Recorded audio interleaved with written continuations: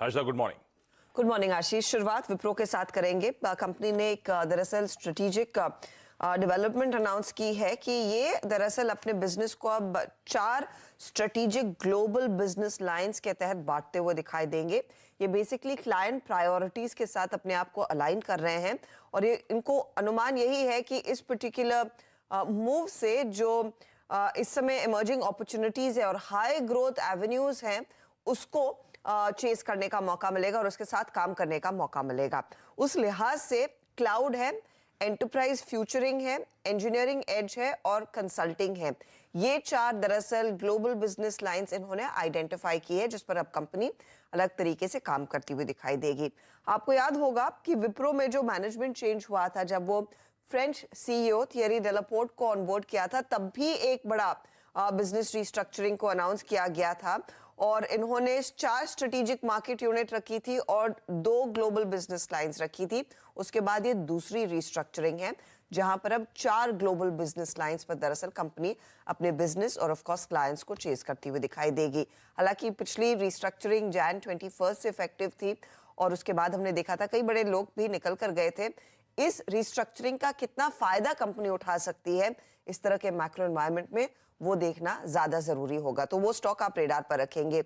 इसके ठीक साथ इन्फोसिस ने भी दरअसल एक सेवा 5G as a service roll out की है ताकि एंटरप्राइज क्लाइंट्स वर्ल्ड वाइड जो है उनको इसका पूरा फायदा बनता हुआ दिखाई दे और उनके बिजनेस को वो बूस्ट कर सके।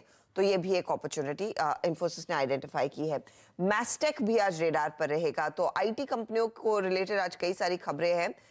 मैस्टेक ने दरअसल नीटेल के साथ करार किया है जहां पर एआई लेड डिजिटल ट्रांसफॉर्मेशन जो खासतौर से रिटेल और कंज्यूमर क्लाइंट्स हैं उनके लिए करते हुए दिखाई देंगे। ये बेसिकली ई कॉमर्स और ओमनी चैनल रिटेलर्स को ऑप्टिमाइज करने में मदद करेगा अपने रिटेल की वैल्यू चेन और उनको उम्मीद है कि इस पर्टिकुलर करार के बाद ये ज्यादा रिटेन कर पाएंगे रिटेल वाले डिजिटल कस्टमर्स को। तो वो भी एक स्टॉक आप रेडार पर रखें।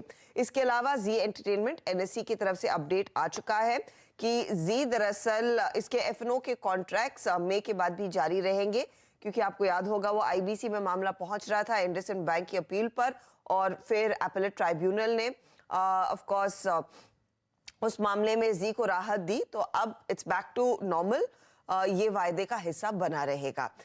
दूसरी तरफ एनएचपीसी की तरफ से भी एक डेवलपमेंट है।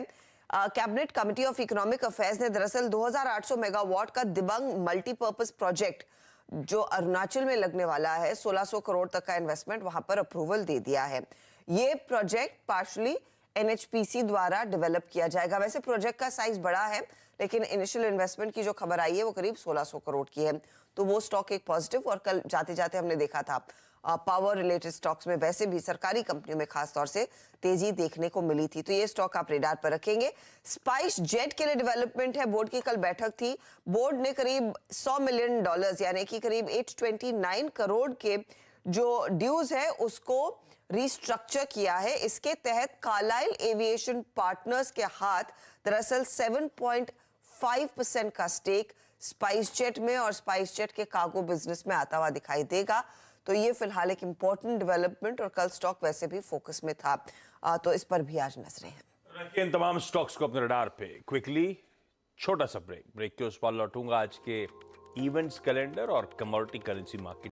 बता दें कि मनी कंट्रोल पर दिए गए विचार एक्सपर्ट्स के अपने निजी विचार होते हैं। वेबसाइट या मैनेजमेंट इसके लिए उत्तरदायी नहीं है।